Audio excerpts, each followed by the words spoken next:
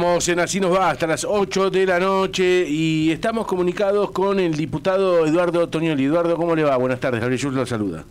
Buenas tardes, provincia, ¿cómo andan? Bien, gracias por atendernos. Bueno, diputado, hay un tema que quizás pase inadvertido para quienes estamos en Buenos Aires, pero que evidentemente al interior seguramente no le pasa como a nosotros, porque ese fondo compensador al transporte público que fue levantado apenas asumió este gobierno, hoy sigue siendo un problema para las empresas de transporte de interior y creo que usted está llevando adelante una propuesta para que esto se trate urgentemente en el Congreso, que se había empezado a tratar, pero se dejó en el olvido, ¿no?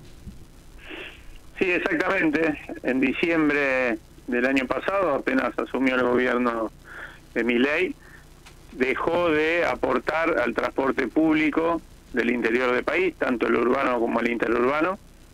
En febrero formalizó esa decisión, o por lo menos lo hizo discursivamente a través del vocero presidencial, que dijo que iban a eliminar el Fondo Compensador del Interior, y en abril terminó rubricando esa decisión a través de un DNU, que es el mismo DNU que eliminó el Fondo de Incentivo Docente, para referenciarlo. Claro. Esto nosotros dijimos prontamente, apenas se tomó esta decisión, fuimos a la justicia para intentar frenar este DNU. Todavía no obtuvimos ninguna respuesta de la justicia federal, pero dijimos que iba a suceder lo que hoy está sucediendo. Lo primero que iban a hacer los gobiernos locales y los gobiernos provinciales, iban a aumentar el precio del boleto.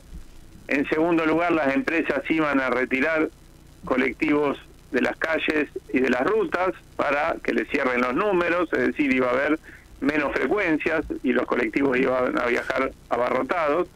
Y en tercer lugar, algo que ya estamos empezando a ver, iba a dar una caída brutal de la cantidad de usuarios del servicio de transporte público. Y esto ya es un problema no solo para los usuarios, sino también para el mismo sistema de transporte, porque va a llevar seguramente a la quiebra a muchas de esas empresas, y el interior del país se va a quedar en muchos de sus grandes centros urbanos y en distintas provincias sin transporte público de pasajeros, como sucede en algunos países del mundo donde no existe ese concepto de transporte público. No es el caso de la Argentina y nos estarían llevando a una situación catastrófica. Y lo peor es que en realidad ese retiro de subsidios se dio solamente para el interior del país. El AMBA sigue teniendo subsidio al transporte, por lo tanto paga un pasaje muchísimo más barato. Hoy en Rosario el transporte urbano de pasajeros está a 940 pesos. Y en distancias muy cercanas a 20 kilómetros tenés boletos a 2.000 pesos, por tomar por ejemplo Santa Fe Recreo. Ayer estuve en Santa Fe y precisamente esos eran los números en la zona metropolitana de Santa Fe, ¿no? De hecho, Eduardo, a propósito, y sobre todo porque los argentinos, cada vez que cargamos nafta o pagamos un producto que tiene flete entre su estructura de costo, pagamos el impuesto a los combustibles líquidos, que es de donde se financian estos subsidios. Ahora, lo pagamos todos los argentinos, pero lo usufructúa solo una parte del país, ¿no? De hecho, Eduardo, está quedando en manos de intendentes en muchos casos. Veía una noticia ayer del intendente de Villa Gesell, de Gustavo Barrera, que está siendo él directamente desde la municipalidad el que va a subsidiar parte del boleto para que no se le mueva de los 600 pesos el boleto, el interurbano que tienen en Gesell, que une Mar de las Pampas, ¿no? Las Gaviotas, todas las localidades, exacto. Claro, en realidad en muchas localidades del interior del país, en la mayoría, los municipios ya aportan y las provincias también, por lo tanto es difícil que puedan aportar aún más, ¿no? En muchos casos, para sostener el transporte público. Y además hay que decirlo, no hay un solo país en el mundo de los que tienen transporte público donde no se sostenga con aportes estatales por sus altos costos operativos. Es imposible, ya sea transporte automotor o transporte ferroviario, que se pueda sostener sin los aportes estatales, ¿no? El modelo que imagina Javier Milei es un modelo que no existe en ningún lugar del mundo, o existe en aquellos países, como hacía referencia antes, donde no hay transporte público y la gente se mueve exclusivamente a través de servicios de transporte privado, etcétera, por supuesto en las peores condiciones, ¿no? Diputado Toñoli, con respecto a la Comisión de Transporte, ¿no se está juntando por este tema? Porque no solo están los diputados de Unión por la Patria, que claramente tienen la intención de resolver esto, pero claro que también hay diputados. No hablo de los de Libertad Avanza porque no tienen ninguna intendencia ni provincia, pero los del PRO y los radicales, que tienen que responder ante sus votantes y ante las personas a las que gobiernan en cada una de sus localidades. ¿No pretenden resolver este problema? Bueno, parece que no, porque hace un mes y medio, el 4 de junio, ustedes saben que 18 intendentes de las ciudades más importantes del interior del país, entre ellas mi ciudad, Rosario, la capital de la provincia también Santa Fe, Córdoba, bueno, de muchas capitales de provincias, estuvieron en el Congreso Nacional, en la Cámara de Diputados, la recibimos con diputados y diputadas de distintas bancadas.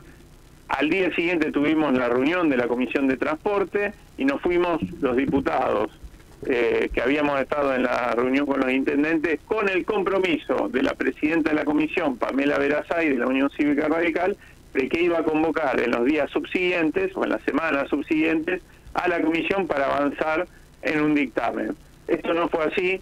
Esa fue la última reunión de la Comisión de Transporte, le pusieron el candado. ¿Cuál es la sospecha? Que en realidad es una certeza y es evidente, es que en la negociación entre Rodrigo de Loredo, presidente del bloque de la UCR, y Martín Menem, que es la cabeza del oficialismo en diputados, el presidente de la Cámara de Diputados, decidieron mandar a un freezer distintos proyectos, distintas iniciativas, como las que tienen que ver con recuperar el fondo de incentivo docente, recuperar los fondos para las universidades, y en ese freezer cayó el tema de los subsidios al transporte. Paradójicamente, vos bien lo decías, la mayoría de esos 18 intendentes que estuvieron reunidos con nosotros en la Cámara de Diputados son intendentes del radicalismo, del PRO, de distintas fuerzas políticas que en algunos casos están más o menos cercanos al oficialismo o se consideran como parte de la oposición dialoguista. Ahora, cuando hay que gobernar distritos tan importantes como los que nombré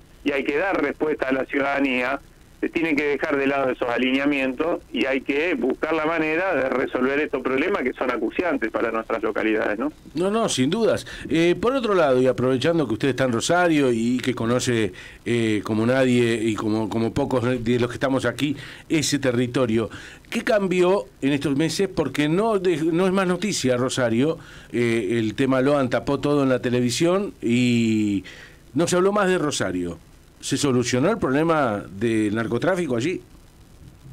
No, bueno, claro que no. El problema de Rosario es no solo un problema ligado al narcotráfico. El narcotráfico, por supuesto, es un fenómeno que atraviesa duramente a nuestra ciudad, pero también a otros lugares del país. Quizás la característica propia de Rosario es que bandas, estructuras delictivas complejas resuelven sus disputas por el mercado de estupefacientes y de otros mercados ilegales a través de la violencia, ¿no? A través de los tiros.